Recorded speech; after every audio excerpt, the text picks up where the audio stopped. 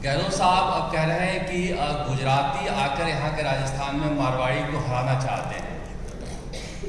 चलिए साहब, ऐसी चीजों का कोई जवाब नहीं। हम एक भी प्रत्याशी गुजराती नहीं है। सभी की सभी सीटों पर राजस्थान के ही धरती के पुत्र और बेटियां चुनाव लड़ रही हैं। मैंने काम का हिसाब उनका दिया है, आपको उनको सवाल करना चाहिए। इस चुनाव में प्रधानमंत्री नरेंद्र मोदी के लिए जिस तरह के शब्दों का प्रयोग हुआ है, क्या लग रहा है आपको?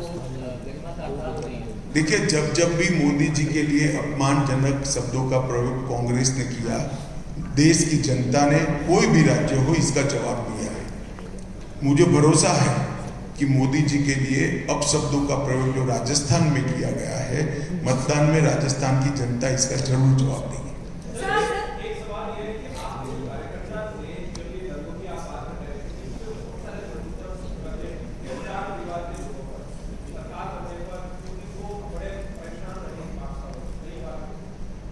देखिए, ये काम कोर्ट का है।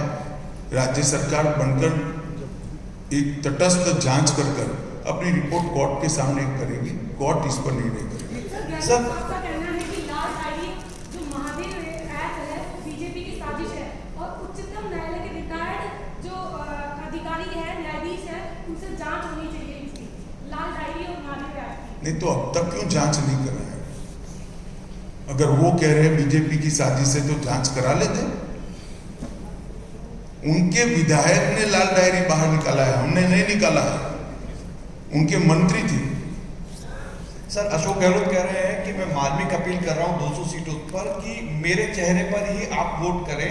ये क्या समझा जाए कि अशोक गहलोत के साथ बाकी नेता नहीं है या उन्होंने हथियार डाल दिए? देखिए, हमारे लिए तो बहुत अच्छा है कि अशोक गहलोत के चेहरे पर चुनाव, बहुत फायदा है सर। हमें सूट करता है। सर, मैं योगेंद्र शर्मा जन टीवी से, सवाल मेरा सर ये है कि आपने कहा कि प्रचंड बहुमत के साथ भाजपा सरकार में आएगी, मुख्यमंत्री विधायकों में से कोई होगा या कोई बाहर का होगा? वो बाद में विधायक ही बैठकर तय करेंगे और भारतीय जनता पार्टी के पार्लियामेंट्री बोर्ड को इसका पैनल भेजेंगे, इसके आधार पर हम निर्णय करेंगे। उन्होंने एक सवाल उठाया है कि राजस्थान में बीजेपी के टाइम 22 बार फायरिंग हुई और उसमें 72 गुजर मारे गए। वही कहा कि मेरे जो शासनकाल में एक बार भी फायरिंग नहीं हुई। देखिए, ऐसा है, मैंने इतनी सारी चीजें गिनाई, इसका जवाब जरा गहलोत साहब का दे दे। इनका चश्मा ही जातिवाद वाला है, परिवारवाद वाला है। उनका एकमात्र एजेंडा वैभव गहलोत को मुख्यमंत्री के रूप में लॉन्च करने का है और कोई नहीं। सर, पिछले 1 साल के दौरान कांग्रेस सरकार ओल्ड पेंशन स्कीम को लेकर लगातार बात उठाती रही है। केंद्र सरकार इस पर कोई विचार रखती है कि ओल्ड पेंशन स्कीम? हमने विचार के लिए कमेटी बनाई है, वो कमेटी इस पर काम कर रही है। जैसे ही कमेटी की रिपोर्ट आएगी हम इस पर विचार करेंगे। सर, गारंटियों के लिए अशोक गहलोत कहते हैं कि हमारी गारंटी को जो है प्रधानमंत्री ने कॉपी किया है और अब वो खुद गारंटी दे रहे हैं, जबकि आज जो है 7 गारंटियों की जो उन्होंने हेड दिया था चुनाव आयोग ने, रोक लगा दी उस पर। देखिए, ऐसा है कि जिस व्यक्ति की खुद की ही गारंटी न हो, इसकी गारंटी पर मतदाता भला क्या विचार करेगा बताइए। हमने कोई गारंटी करे बगैर, दिए बगैर देश के 60 करोड़ गरीबों के घर में गैस पहुंचाया है, बिजली पहुंचाई है, पानी पहुंचाया है, मुफ्त अनाज पहुंचाया है, 200 करोड़ लोगों को कोरोना का वैक्सीन दिया है, शौचालय पहुंचाया है और स्वास्थ्य का 5 लाख तक का सारा खर्चा आज सरकार उठा रही है। गारंटी पर किसकी भरोसा करना, वो राजस्थान की जनता अच्छे तरीके से जानती है। गहलोत साहब का खुद का कोई गारंटी नहीं है, वो भला क्या गारंटी दे रहे हैं? मुख्यमंत्री अशोक गहलोत अगर गारंटी जो अगर बीजेपी को वोट दे या अगर गलत वोट चला गया तो जितनी भी स्कीम जो भी चलाई जा रही है वो बंद कर देगी आने वाली सरकार। ये सारी स्कीमें अंतिम 6 महीने में क्यों चलाई है? मैं विनम्रता के साथ अशोक गहलोत जी को पूछना चाहता हूँ, 5 साल तक क्यों नहीं चलाई? जब आपको भनक लग गई कि आप जाने वाले हो, सारी स्कीमें यार चालू कर दी। ये इन्होंने सोच समझकर अंतिम समय पर स्कीमें चालू की हैं। राजस्थान की जनता इसको अच्छे से जानती है। सर, अशोक गहलोत ये कहते हैं कि भाजपा कभी भी विकास की बात नहीं करती, और भाजपा विकास के अलावा बाकी सब चीज़ों पे बात करती है। तो भाई राजस्थान में भाजपा का- मैं उनको पूछ रहा हूं कि विकास के लिए उनकी जब केंद्र में सरकार थी कितना रुपया दिया गया, नहीं कहते, वो जवाब ही नहीं देते। सर शासन सर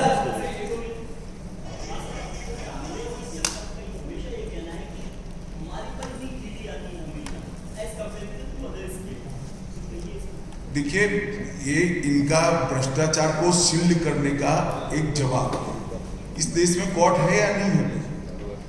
अगर गैरकानूनी तरीके से हुआ है तो तुरंत कोर्ट में चला जाना चाहिए।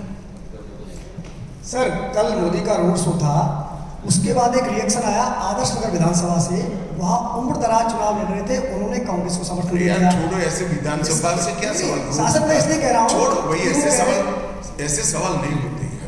कांग्रेस हो गई बात, आपने एक पूछ लिया ना।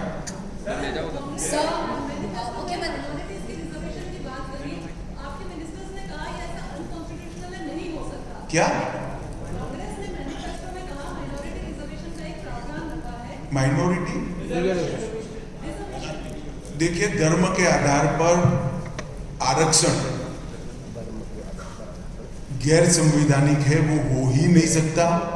और अगर कोई करने का प्रयास करता है, भारतीय जनता पार्टी इसका कड़ा विरोध करेगी। और गहलोत साहब को तो करना ही नहीं है, क्योंकि वो जीत कर ही नहीं आ रहे। कांग्रेस सरकार और राहुल गांधी लगातार 6 महीने से जातिगत जनगणना की बात कर रहे हैं, बीजेपी का क्या कहना है? देखिए, कांग्रेस पार्टी हमेशा से पिछड़ा वर्ग विरोधी पार्टी है। मैं राहुल गांधी जी को 3 ही सवाल पूछना चाहता हूं। मंडल कमीशन की रिपोर्ट को किसने दबाकर रखा? मंडल कमीशन की रिपोर्ट जब लागू हो रही थी, किस पार्टी ने विरोध किया था? विपक्ष के नेता राजीव गांधी थे, उन्हीं ने विरोध किया था। और आज तक 70 साल में कांग्रेस ने पिछड़ा वर्ग आयोग को संवैधानिक मान्यता नहीं दी, जो नरेंद्र मोदी जी के प्रधानमंत्री बनने के बाद दी गई। राहुल गांधी जी को कुछ एनजीओ एक आध दो चीजें पकड़ा देते हैं तो नया कागज नहीं आता है, तब तक वही बोलते रहते हैं। सर, मेरा नाम प्रीति चौहान है सर, मैं दिल्ली से हूँ। सर, अशोक गहलोत जी का कहना है कि गांव और ढाड़ियों में अशोक गहलोत जी का चेहरा लोग पहचानते हैं और उनके काम पर उन्हें वोट देंगे। बहुत अच्छे तरीके से पहचानते हैं, वो सब जानते हैं कि राजस्थान का बंटाधार इसी चेहरे ने किया।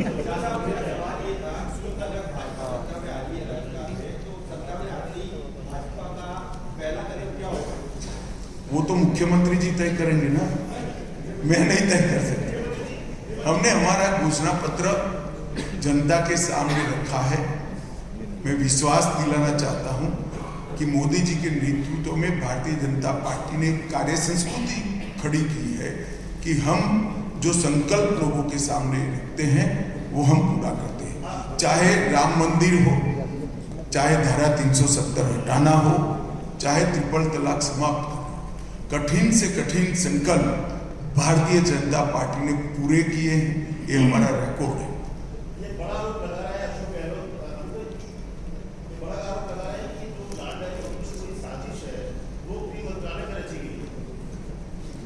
राजस्थान का गृह मंत्रालय तो उनके साथ ही है, खुद साजिश रचकर कैसे आरोप कर रहे हैं?